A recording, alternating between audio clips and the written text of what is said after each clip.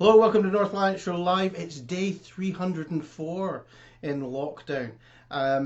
News this week, we have Donald Trump is no longer the President of the United States. He still hasn't conceded, but he has left the White House and moved to his new location in Mar-a-Lago, at least for the next 22 days. As part of his lease agreement is that he can't stay there for more than 22 days consecutively. So it'll be interesting to see what happens there. But it seems America has got over its little dalliance with fascism in the last week and go back to being a democracy. But tonight we have a new guest on, and it is Richard Lucas from the Scottish Family Party. Hello, Richard. Good evening. So the Scottish Family Party, am I getting that right? You are indeed. Yep. Okay, so you guys are standing at the 21 election, May 21 elections, if there are May 21 elections. Yeah, so whenever they happen, we'll have candidates in all of the regions of Scotland, and we'll have a scattering of constituency candidates as well. Also, you are standing, because no offence to you, but a lot of the smaller parties will actually just stay on the list, but you are actually standing in some constituency votes as well. Yeah, I think where a candidate's really keen to do that, they've got local connections, then we'll support them in doing that. But there are advantages to it. It means you get invited to the local hustings, local radio station or whatever. You just get a bit more publicity for the party. So you probably get more list votes by standing in the constituencies as well. But we've got nowhere near the resources to cover all of the constituencies. But we'll cover a few of them where we've got someone keen to make a mark in their locality. So we think that's a good tactic, yeah. Have you got anyone in North Lanarkshire? Now, North Lanarkshire is somewhere where we've got quite a few candidates from that neck of the woods. So I think we will have, I should have checked this before I came on, shouldn't I? We will have constituency candidates in that region, that area rather. Yeah, one or two, maybe even three within that. It's within the central region, isn't it? North Lanarkshire, would that be right? Yes. Yeah. So it runs sort of, right, well, you've got Coatbridge right up to the end of Airdrie, but then it goes right up to Cumbernauld and it goes down to Motherwell as well. Yeah, Cumbernauld, Coatbridge, round into Hamilton as well. So within that central region, but Hamilton is actually South Lanarkshire. We like to distinguish that one, if you don't mind. All right, it's still within the central region. Obviously, it's not high enough class to be part of North Lanarkshire. Obviously, we realise that. But so we will have a few candidates around in North Lanarkshire. Yeah. So hopefully we'll be able to get them on at some point anyway, closer to the actual election, maybe have a chat with them. But I want to go through a couple of this stuff because obviously it's very important that you're a new party. Well, I don't know, are you a new party? I've only heard about you recently. Late in 2017. Yeah, so fairly in your infancy when it comes to political parties. Now, it's got on your website, we're going to talk about the big stuff first. Uh-huh. And that would be the EU and the independence referendums. You've actually got that you would be... Oh, sorry. I think there's a bit of trouble with the stream there, but I think it's all right now. Thanks. Yeah, it seems okay to me, yeah. Yep. Sorry, so you've got it down as that you're neutral on the benefits of Scottish independence, and you're also neutral on the EU referendum, but that you wouldn't support having another referendum. Our policy on Scottish independence is, as you say, we're neutral. Not because we don't think it's an important issue, but because we look at the Scottish Parliament, there's 129 MSPs, and our mission is not to put in a handful out of the 129 who are just going to talk about the same old things that all the others are talking about. And frankly, a lot of the Scottish population are tired of hearing about. But we think there are some really crucial messages, really valid political opinions that are not represented in the Scottish Parliament. So our mission is to put people in to be that voice, to open up the debate throughout Scotland, to introduce some new ideas. But if we were to say that we were for or against Scottish independence, then we'd sort of be slicing through our potential support. We're basically a socially conservative party, pro-family, pro-marriage, pro-life, other socially conservative views.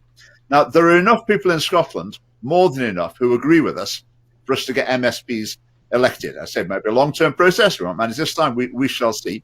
But there are enough people who support us. But if we started slicing through that by saying we're pro-independence, we're anti-EU or whatever, then we wouldn't be left with enough to be able to have MSPs elected. So we're trying to build as broad a coalition as we can around our policy priorities, which is what all the parties do, really. If you think about, I mean, for example, we're pro-life, whereas the other parties, the SNP and the Conservatives, they sort of try to say, you can be pro-life or not in our party. We don't really have a policy, even though they do. They're basically pro-choice. So they want to build a coalition, like the SNP wants to build a coalition of independent supporters and wants to avoid upsetting too many of those by taking too many controversial positions. So every political party does that, but we just do it on different issues. We say other issues are our core issues, and the issues that the other parties say are their core issues, we say are our peripheral issues. So we turn things inside out. Yeah, no, but what I was trying to get to the point is, though, obviously the SNP are making the point that it would be a mandate for another referendum if they got elected into power again. So they would have a vote on whether they should have a second independence referendum. Now, would you just abstain from that then as a political party because you are neither here nor there? Our policy is to vote against an independence referendum during the course of the next parliament. Right. Okay, so that's not like a permanent position. If we get to the end of the next parliament and support for Scottish independence has been clear, for over a long period of time, then we would not be saying there shouldn't be a referendum. We'd say, if support for independence is significantly over 50%, and it has been, over a period of years, then we look into the next parliament, and our policy wouldn't be to stand in the way of that, to say, okay, go ahead. If Scotland becomes independent, then we're ready for that. I think politically that would suit us. I'm not a nationalist personally, but with the Scottish Family Party, I think our position would be strengthened if Scotland became independent. Rather than having to chop ourselves off from a UK party, we're a grassroots Scottish party already. So I think politically that would suit us quite nicely. On your website, you've got a paragraph that says that the Scottish Family Party would call for a referendum on a topic if we believed that the government was acting against the will of the majority of the population in a matter of serious consequences. Mm-hmm. So what would that be? What would be an example of that you could see as a possible call for a referendum in the near future? If you look over the last few years, look at some of the big controversial issues. You can look at, say, the named person scheme or the hate crime legislation. But even going back further, you could say same-sex marriage or issues that never come to a vote within the Parliament, but opinion within society is very divided in them. So we think on those issues. Do you think that there's call in the Scottish populace to revert against same-sex marriage? No, I don't think there is now. I think at the time when it was introduced, it was maybe a bit touch and go. If there'd been a referendum, I'm not sure which way that would have gone. So I think that's an example of an issue where the political establishment within the Parliament are detached from public opinion on some issues. Because when you decide to vote for a party, you can't vote for a party that reflects every single one of your views. So what can happen sometimes is you end up with a set of parties in the Parliament that somehow between themselves come to a consensus that doesn't reflect the wider opinion of the population. And I think a referendum just gives the public the chance to have a say. Whichever way it goes, I mean, people just have to accept the result. But I think opening up individual issues is more democratic than the situation where people vote for parties and don't really have a say on these individual issues because they don't come high enough the political agenda. Would that not be a case, though, because, I mean, if you have a referendum on everything that people would see as a serious consequence, then there is an issue for, what's the point in having political leaders in the first place? Why don't we just have referendum all the time? Because the government has to make laws and the government has to make decisions that it believes that the electorate believe in, or believe, even if the electorate don't believe in it, believe is the right thing to do. Do you know what I mean? I think we can both agree that the same-sex marriage law was probably a very good thing to put through. Now, people agree with it now. At the time, as you say, there might have been pushback on it, but the fact is it's proven now that it was the right thing to do. I wouldn't say it's proven this is the right thing to do. But I think there's a lot more to governing a country than passing laws, though. Passing laws is just one aspect of governing. Now, I'm not saying that every law that's going through should be put to a referendum, but in this digital age, it could be quite easy to set up a system where it could be simple for the public to express a view. It wouldn't necessarily have to be binding, but just a system where at the moment, there's the petition system, where you can start a petition and you can try and circulate it, but who's really got the facilities to really reach people en masse? Only the people who already are in powerful positions. So for like Joe Public deciding to get a petition going, that's an uphill struggle, really. But if the Parliament said, look, we're going to, even if it's not called a referendum, we're going to take an indicative vote on this to see what the population thinks, and you log on to your computer. I think security could be dealt with, and they could just take a snapshot of public opinion. So instead of replying on opinion polls, it could be the opinion of everyone who was bothered to log onto their computer to express their opinion at a certain point. It wouldn't be like every week, but every few months, for example, there might be 2 or 3 issues that the government wanted to put before the people. Or the opposition parties could say, we think we would like to hear what the public's opinion is on this. And then if that was done, then that would facilitate healthier debate within the Parliament.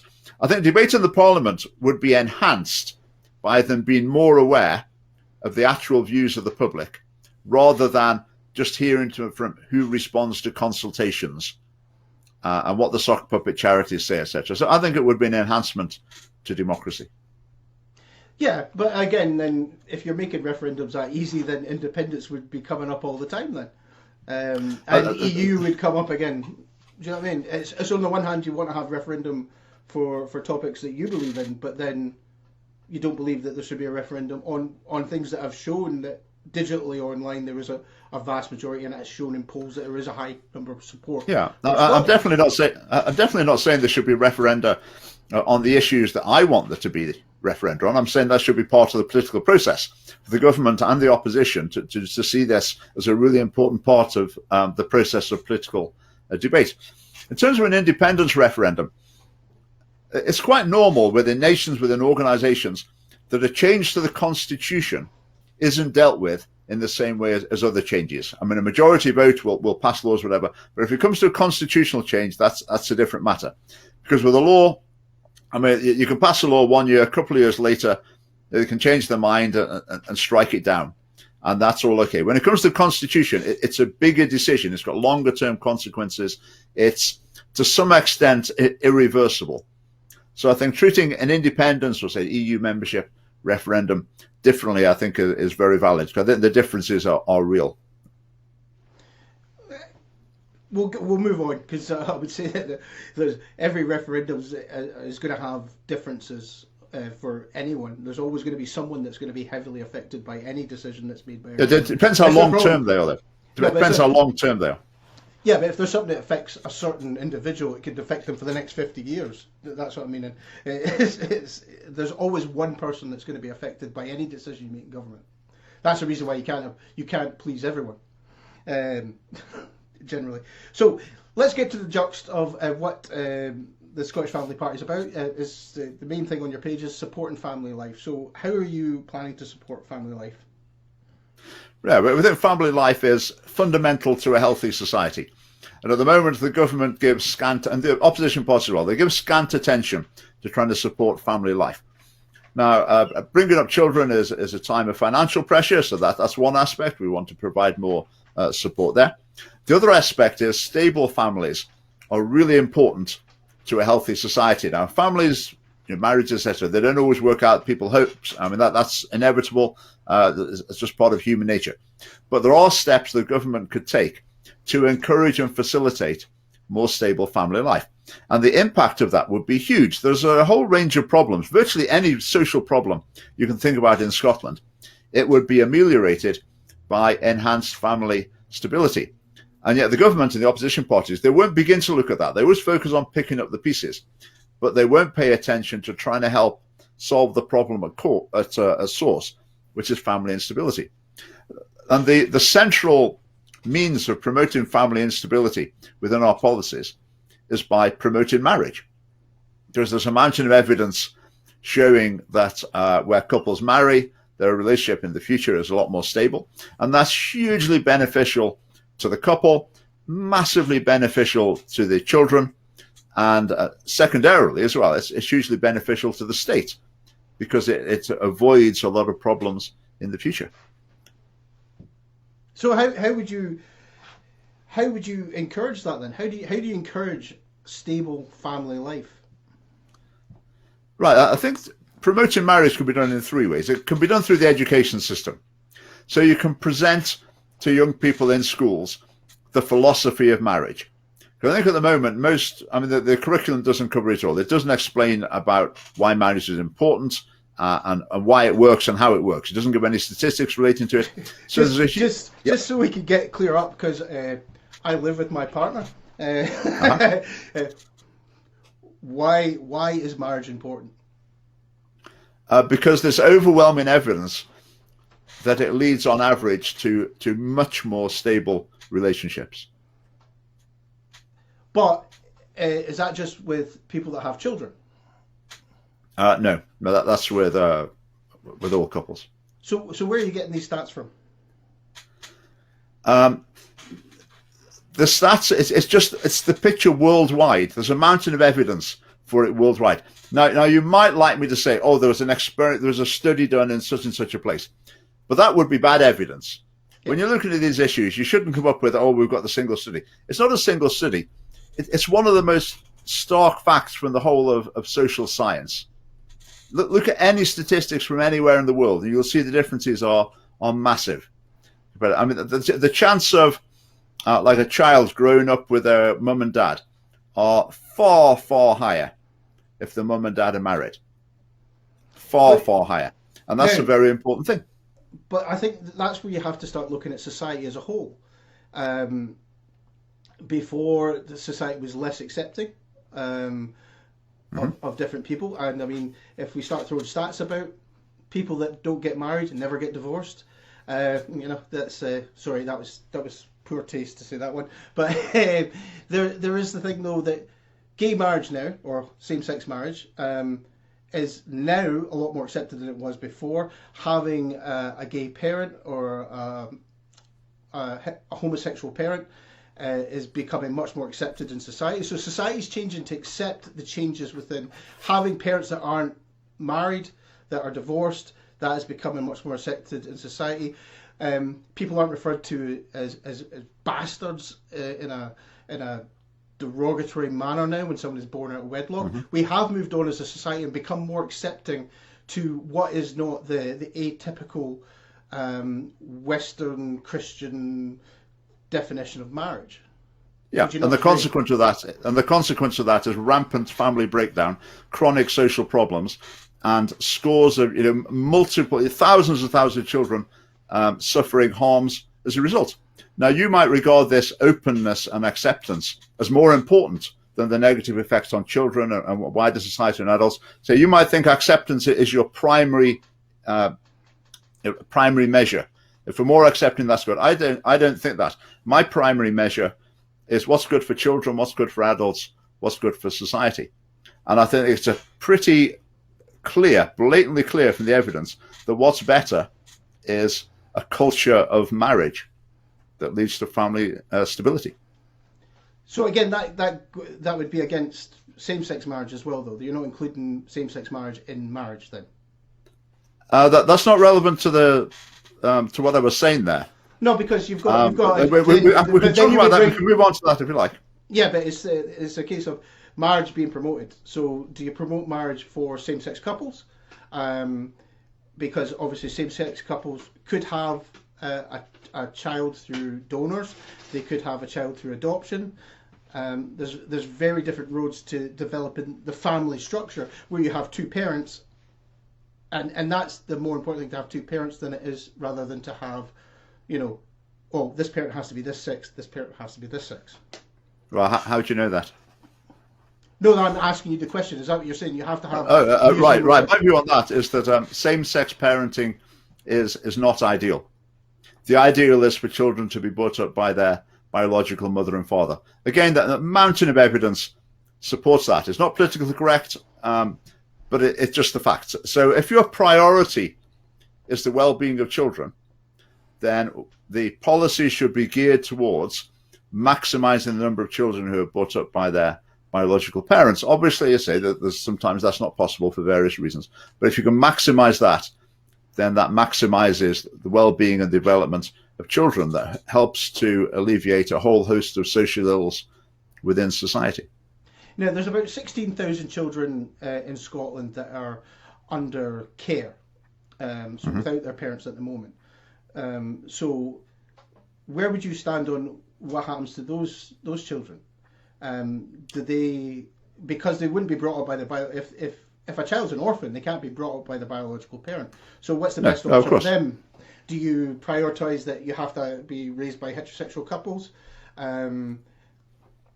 Yes. So I think when we're in the situation that's not ideal, someone can't be brought up by their parents, then you want to offer something for them that's as similar as possible to the ideal of being brought up by biological mum and dad. And I think the closest to that would be adoption in a heterosexual family. So I think that would be the best in that situation. I know, again, that's not always possible. But yeah, would you block same-sex marriage then? Being able to adopt? Same-sex couples from adopting? Yeah. We would prioritise heterosexual couples. So being a heterosexual couple would be seen as an advantage in adoption. Yeah. Now, obviously, there's obviously support. We discussed this with a party that was on the other week about they were very much in terms of supporting the family unit and things like that. But there has to be a level where there's a duty of care to people, and there's a case of abusive relationships. Mm-hmm. Yeah, and we have to support the fact that people will be getting out of marriages, and they will become single parents through no fault of their own. Oh yeah, absolutely, yeah. Yeah, so the family unit can break down really, really quickly. So it's a. I don't think there's enough data from what you're putting out there, because I know you're saying the data, but that's data going back from a society that's completely different to the society we're in now.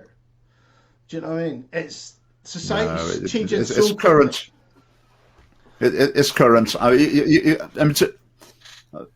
Basically, I would say you could bury your head in the sand if you want to, but the facts are indisputable from around the world, throughout history, and also in the present as well. That marriage is a massive factor, and also kids do best when they're brought up by their biological parents. I think that's indisputable. One could make the argument though that the way to ensure that children are raised to higher standard would be to ensure that the parents are given a better quality of life. You know what I mean? Yes, I think that's significant. Yes, I agree with that. Yeah. If you're raising the level of the minimum wage up to a wage that is actually a living wage, and providing economic support for people that have children, do you know what I mean? There is that thing of, well, these children will be raised better. At the point now, regardless of same-sex or traditional marriage, most families, both parents have to work. And that would be a bigger issue for me than the fact is that whether what kind of marriage it is. It's the fact that both parents have to work just to make ends meet to provide clothing and food for a child. That's a bigger issue, I would think, in terms of the level of living that people have in society, and it's a massive problem in Scotland, especially in actually where we're broadcasting from today. Airdrie has the highest level of poverty for children, one of the highest levels of poverty for children in Scotland, and that's nothing to do with the family setup. That is down to doing with the parents, even if they're single or divorced or whatever, they don't have enough money to provide for their children. So that's another societal issue that ties into it, in terms of that. But we'll move on. You mentioned quite a few things there. Could I just come back on those? Yeah. You said about money. I mean, the trend is within the Scottish Parliament to always assume that the poverty is the ultimate cause of all problems. Now, I think it's a very important factor, but it's not always the primary cause. Sometimes, for example, the poverty is a result of family breakdown. Sometimes family breakdown might be the result of poverty. Now, it's a complex picture, but I think they tend to simplify it too much in the Scottish Parliament and assume that the poverty is always the issue. So if you could just get more money into these households, then that's going to improve the picture. But so the evidence shows that family stability is the primary factor that affects outcomes for children. But just what you're saying about childcare, this is very much a focus area for us. So one of our policies, one of our really fundamental policies, is to have a transferable tax allowance. So if you've got, for example, mum and dad bringing up the kids, if it was that dad was going to go to work, say, mum was going to be home with the kids, if he had a relatively low-paying job, then he would keep a lot more of that income because the tax allowance would be transferable. But the UK's tax system is one of the most, if not the most, family-unfriendly tax system in the world because it treats people as individuals rather than as households. So we would want to put that right, and that would really help families who are struggling with to make ends meet on low incomes, while they're also juggling childcare. We'd make it much easier for one person to work and to earn enough to supply the needs of a family. Yeah, I mean that's what I mean though. But it's that thing of when I was growing up, most of the time it was only one parent that was working. And there was another parent was the main caregiver in the household. Now we moved away from that. I don't think it's necessarily that the man should have to go out to work. I think it's a case of who can ever get employment should be the one that's going out to work, and the other one being the primary caregiver.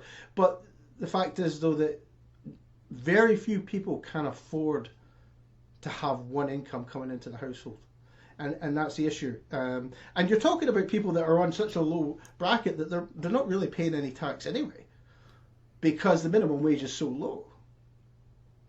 Well, if you've got someone, with a job earning, say, £15,000 or £20,000, if there's a transferable tax allowance, they would be paying significantly less tax. So what you were saying about having one parent at home, one parent working, it's actually, surveys have shown that generally in Scotland, there's a lot of mums. The general picture is that mums would rather, while the kids are young, would rather be working a bit less and being at home with their kids a bit more, but they need to be working more for financial reasons. Whereas the SNP and all the other parties in the Scottish Parliament, they always act on the assumption that what mums are really thinking, they're really thinking, I would much rather be at work than be at home with my own kids. So they think what we need to do is to provide childcare so mums can go off to work, or dads, it doesn't matter, so mums can go off to work. But that isn't, in general, what mums are wanting. Mums would rather be at home for more. We're not trying to influence people on what to do. People can choose to do whatever they like. I mean, I would come back on that just to, not to defend the government anyway, but again, they don't have the power to raise the minimum wage. Correct. Minimum wage, right? Yeah. They don't have that's that not power. so. That would be Westminster. Yeah, but same with the transferable tax allowance as well. Yeah. Yeah. And as well as like universal credit requires a joint application. So I mean, it takes into account you're counted as one unit when it's for benefits, but not for when. Yes. Yeah. Actually... So there can be a marriage penalty in the benefit system. Yeah, which is why I say the whole system in the UK is not just the marriage is almost uniquely anyone that's again, we'll get back to this. It's the same, just a single household. So if you live with someone, you're still counted as a joint. So you quite happy we've covered that? Yes. Yeah, cool. So I'm just working through your website as much as possible, to be honest with you. No, that's fine. Identity politics. Yes. So tell us a little bit about your stance on identity politics. Right, I think there's a very strong movement in contemporary politics to try and divide society into competing groups. So it's not so much about seeking the common good. It's appealing to people more along the lines of, we're on your side, and we'll try and give you a special deal compared to everyone else. And the justification is usually, we think you're getting a raw deal at the moment, which I think often isn't really the case. So then this whole philosophy of politics is very divisive. I mean, there's various aspects of it you could talk about. If we look at the sort of male-female issue, within the Scottish Parliament, there are an awful lot of MSPs with a sort of battle of the sexes mentality. They think their mission is to like take ground from men and push forward the interests of women. And I just don't think that's helpful. I mean, there are no MSPs in the Parliament standing up saying, we've had enough of this. We want to push back. We want to get a better deal for men. And I don't want MSPs in the Parliament doing that. But you're inevitably going to end up with that if you have this sort of identity politics approach, because it's very divisive and self-interested. And it doesn't put the emphasis on the common good. It makes politics descend into like competing special interest groups. And I think it's absolutely rampant in Scotland. I don't think it leads to anything positive.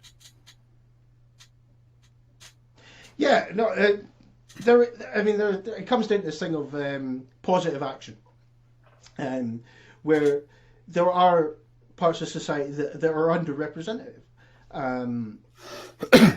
It's always going to be the case, and there is that thing of there is a level of white privilege, and then on top of that you have white male privilege, which is a bit more. And politics has been dominated by white men. It just has. Well, Scotland's dominated by white people, so that's not really surprising, is it? Yeah, but there is place to hear the voices of minority groups.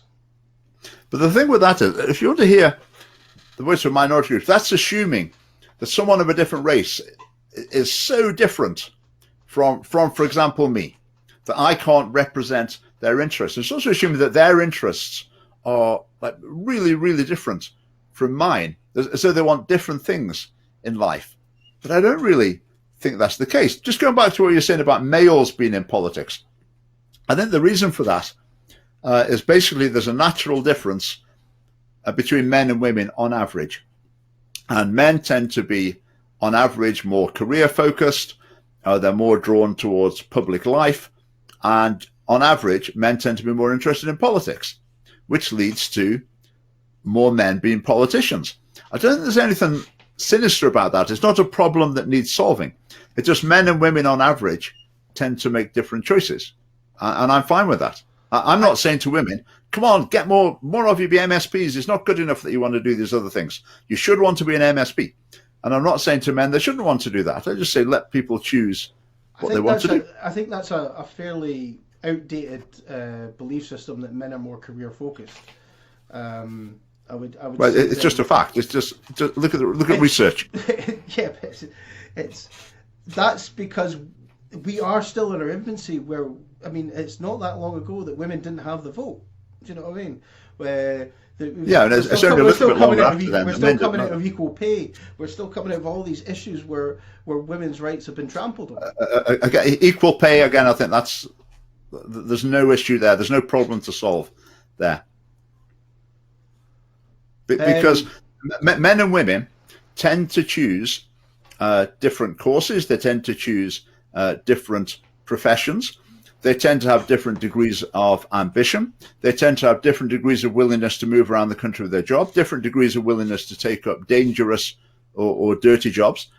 And also through life, their career-family balance on average tends to be different. Women in general tend to put more emphasis on the family and home life than they do on their career. Now, again, I'm not telling anyone what to do. Anyone can do whatever they like. But I'm just saying that they're natural differences. Now, the problem you get is you have the Scottish Parliament that's got however many female MSPs, but they don't represent women. What they represent is career-minded women. Roughly speaking, out of the female population, 20% are career-focused, pretty well exclusively. 20% are just not interested at all in any sort of career at all. Now, wait a minute, where are you pulling these stats from? Where are you pulling these stats from, these 20% and 20%? Where are these coming from? A sociologist told them to me. I could dig them out for you and find them for you. That was a survey done. Because you have to compare that. You have to compare that with men as well. What's the stats on men? 20% of men career focused. I can't remember the stats for men, but the statistics for men would be that more of them are completely career focused, and significantly less would want to be entirely home and family focused. What's the problem with there being a difference between men and women? Surely in our everyday lives, it's blatantly obvious that men and women on average are different in various ways. I mean, everyone knows that. So why not just accept that plays out by men and women on average making different choices in all areas of life? Well, I mean, the thing would be, though, that society has come from this place of caveman times where the man had to go out and hunt because of physical differences that were inherited from being cavemen. We've now moved forward where the values of society have changed greatly. And you would sort of suspect that as time goes on, because it's been proven that women are so much superior at multitasking, that they would be the ones leading business, and they would be the ones leading the career place, because they're able to do more than one thing at one time, whereas men have been proven not to be able to do that in statistics and sociological studies. Right, I think that's a very popular level argument, to put it mildly. But the main issue here isn't capability. It's not to do with who's good at one thing or another. I mean, there are differences between men and women on average on various abilities, but they're not really very significant. But where the significant differences are is in priorities. It's about what people want to do. So if you look at, for example, that's a societal choice, though. That's society conditioning people into being, yes, you shall play with this doll and you shall play with this fire truck. That's where it comes down to, where I want to be an astronaut. Well, I want to be a princess. And as society changes and we propose things, so we could test that. So we could test that. We could see if you're right about that. And the way to see if you're right is you look at the countries in the world that have been most feminist, if you like, most egalitarian. They've really made the most efforts to try and to eliminate sex differences. And the countries where they've done that, the choices that men and women make tend to be the most stark. So in the Scandinavian countries, for example, where there's been every effort made to eliminate gender differences, that's where the differences actually turn out to be largest. Even within, if you think about school subjects, I mean, the Scottish government's forever saying, oh, you know, more boys than girls study physics. This is a problem we need to solve. But even where the same proportion do it, if you think about maths, for example, advanced higher maths, about the same number of boys and girls do it. Okay, but the reasons they do it are quite different. For the boys, more of them say they do it because they quite like it and they're interested in it. With the girls, more of them say they do it because it's what they need for the job they need to do. So even where there are just differences, what's the problem with there being differences? I mean, men and women tend to like different types of films. Is that just the influence of society? In a utopian egalitarian society, would men and women choose to watch exactly the same films, do you think? Well, no, but what I was trying to get at was there is a case for, I'll use an example that I'm aware of and something I've experience of. I taught in media training and education, and there was a big push to get more women into the broadcast industry. And it has been fairly successful. There's a lot more women camera operators, directors, script writers and things like that. And it has had a positive impact on the stuff that's being produced. And it's given a diversity. Now, as you say, men and women are fundamentally different. Well, they're different on average, yeah. Mm-hmm. But what you need to do is you have to have them all represented then. You have to have this more egalitarian view where, you know, there are men and women represented. So, I mean, why? Why, if you've got people, say, working programming computers, why do you need a female perspective on programming the computer rather than just male perspectives on programming the computer? I just don't see that. Well, if you're saying men and women are fundamentally different, if I'm programming a program... No, I'm not saying fundamentally different. I'm saying on average, they tend to have different interests and priorities. Yeah. Right, on average, different priorities and different ways of processing things would be the logical conclusion from that. Then you want someone there that is involved with the programming of a system to actually have an input and be able to understand it and beta test it and program it in such a way that is accessible by people of that sex, if we're going to jump down that rabbit hole. But let's not jump down that rabbit hole. That's ridiculous, though. I would just say that, again, quoting from your website, you know, I'm free to criticise and ridicule your belief system By the way, without fear. What's that? No, I'm just saying I'm free to criticise and ridicule any belief system without fear or state intervention. So that's a great thing. I mean, I do believe freedom of speech is a fantastic thing. I do believe that. I mean, I'll point out. I disagree with a great deal of the stuff that I read on your website. I disagree with you quite a bit, but I want to talk to you because I want to understand what you're saying, and I want to understand where you're coming from, and I want to have a debate, and I want to have a conversation about it, and I think that's fantastic. I think the same, anything where you're talking about discriminating slightly against same-sex marriage is a slippery slope. It's a thin edge of the wedge into discrimination into other places. I mean, where would you go against that argument about discrimination in terms of, like, if you're talking about same-sex marriage isn't the same as heterosexual marriage, then that's a discrimination against the rights of someone that has made that life choice, as well as then it's a slippery slope to start discriminating against other things that you don't believe in.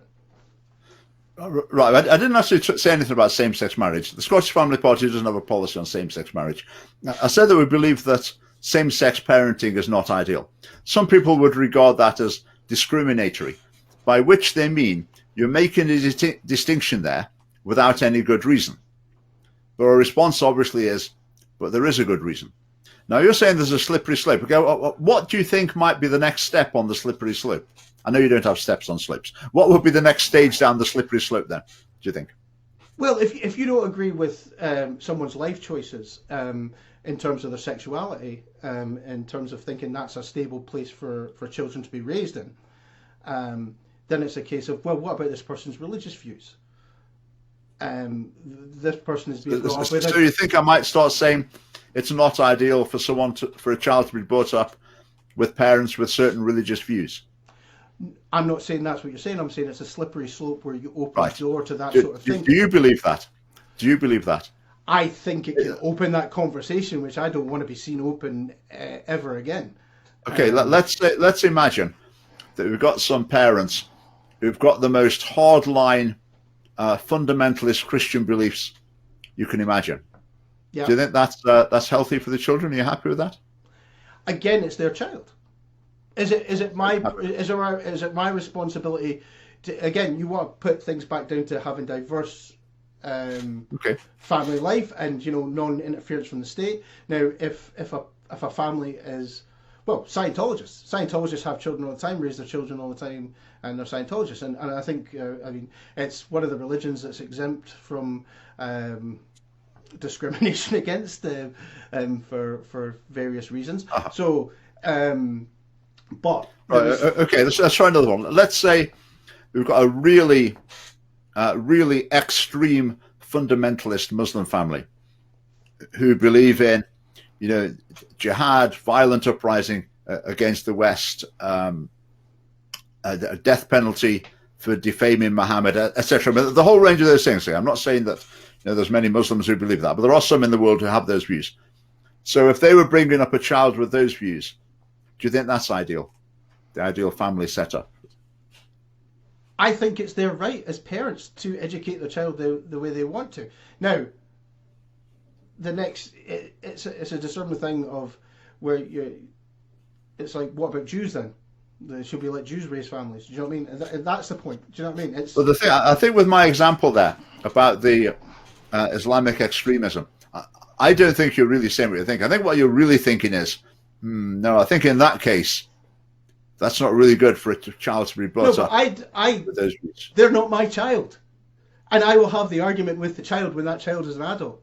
When that child is an adult, I'll have the argument saying, well, that's not right. But there is a point where parents can educate their children any way they want. That's the brilliant thing of inherently having freedom of speech. Yes, you can ridicule it, but you can't step in. So you can't have the freedom at the top of saying, we want to have diverse family setups, and then at the other hand saying, well, this isn't right. We don't want state intervention. It's a case-by-case issue. I mean, it's one of our policies to allow parents to bring up their children according to their own beliefs. I mean, there would be, at the absolute extremes, cases where you and I, to be honest, where we would say, I'm not sure we could leave a child in that situation, because that's just, it's beyond the pale for whatever reasons. But where we would draw the line, it would be, extremely extreme. Whereas I feel within the culture of the Scottish government, and they would look at some beliefs that I would say are pretty mainstream, perfectly reasonable beliefs, and they would start thinking, I'm not sure this is quite suitable. But we're going off the thread a bit. You were saying it's a slippery slope. So you're saying I might start saying that people of different religions can't bring up children, right? I'm not saying that at all. Not at all. So that's not. Why should that be a next step on the slippery slope? What is there in the logic of saying I think children are best brought up by their mum and dad rather than by same-sex parents? Why should that lead to? Yeah. So same-sex parents. Mm-hmm. Why don't you think these people that have made a certain life choice are capable of bringing up a child properly? That's not the way I would word it. Right. I would say on average, evidence shows that it's not the best way, it's not the optimum situation to bring up children. No. So if you have a society where that's going to happen on a large scale, the net effect of that is going to be an increase in problems, unhappiness, whatever, for children and through their later life as well. But and that's something I don't think there's enough data for you to make that assumption, because then you would look at somewhere like India, where they traditionally had the system of arranged marriages, and say, well, people that didn't arrange their child's marriage, they didn't grow up properly, they didn't have a great societal thing. And you say, well, that's only because you've only got a small percentage of people that have actually tried that system. So you can't. I don't think we've embraced the equality of same-sex marriage because it's not that long ago that it was illegal to be homosexual in this country. So, same-sex marriage isn't in and around enough for us to make that judgment that's saying, well, the only way that you can raise kids stably, there's no evidence there for that. I'm not saying I'm talking about what happens on average. And there's two ways of looking at that. Basically, we've known for decades, let's say the optimum is child brought up by a married mother and father. The further you move away from that, then the more problems tend to result. That's the big picture. Okay, so even before there'd been any same-sex parenting, we could look at that trend and say, right, we can see that it's pretty likely this is not going to be as work out as well as the optimum that we know about. But then since same-sex parenting has become reasonably common, then there's good reason to see that is the case, that it's not ideal for children. Now, again, you're saying you dispute the evidence. I haven't got things at my fingertips. I would suggest that there's probably issues with people when it was started to become more mainstream, where people from different races married. That there was probably statistics that would line up and say, well, people born from mixed race marriages aren't in a stable background and they aren't competing as well in society, because society wasn't as accepting, society wasn't as embracing at that time. Now that stat will probably be very, very low. Right, if anyone wanted to make that sort of argument, they'd be making it on a completely different sort of basis than the basis I'm making it on. I'm talking about the ideal of natural family life, having a male role model, female role model within a family. I think that's what we're designed for, if you like, evolved for, however you want to put it. And so that's what works out best for kids. So there are not parallel races. There are not parallel arguments for that with race. That's a completely different issue. I mean, it's always the game that's played is to compare your distinction that you're making with racism, even though this distinction has been made on completely different grounds, which in this case they are. It would be entirely different to make a racial distinction. But would you say that there is data to show that from that time? Problems with interracial marriages? I've got no idea. I've never looked into it. No, actually, I'll tell you one thing I can tell you that you might find interesting. I looked at the SQA exam results last year. People from mixed race background actually do very well. Yeah, so I mean, but I was talking about generally back when people were born in the 70s. You'll hear a lot of testimony from people that grew up at that time about how hard it was. But anyway, 2021 May, you're standing in the elections. You don't know how many candidates yet you're standing? We'll have 2 in every region, plus some constituencies. We're not sure exactly how many yet. And how hopeful are you? Of getting people elected, it's a mountain to climb, but we'll see. You've got to start somewhere. Who knows what can happen during an election campaign? If we get people elected this time, great. If not, then we keep working at it, keep building up our numbers. Will you be looking to go for Scottish councils as well? We will stand in council elections as well. Our priorities don't translate as well into local politics or to UK level politics. Our policies mainly are relevant to Scottish politics, but we will look at the other levels as well, particularly local council elections. Yeah, I mean a local. Sorry, go on. I was going to say thanks for coming on. We're sort of running out of time. How do people get involved with the Scottish Family Party? Best place to start is on our website. There's a link for getting involved, but obviously, as usual, the social media. We've got a YouTube channel, Facebook, Twitter. Facebook is probably the best place to follow what we're up to. That's where we keep most updates. But our YouTube channel is full of interesting content as well, if you want to find out more. Well, thanks for coming on. Thanks for being our guest. And we'll speak to you again at some point. In the near future, thanks very much, Martin. I've enjoyed that. Always enjoy a good debate. But we agreed on a couple of things, didn't we? That's good. Yeah, we agreed your standard. Yeah. Right, thanks. Right, good. Right, so that was the Scottish Family Party, who are standing at the Holyrood elections in 2021. Next week, we have Donald on the show. Isn't that going to be? We're going to have Donald.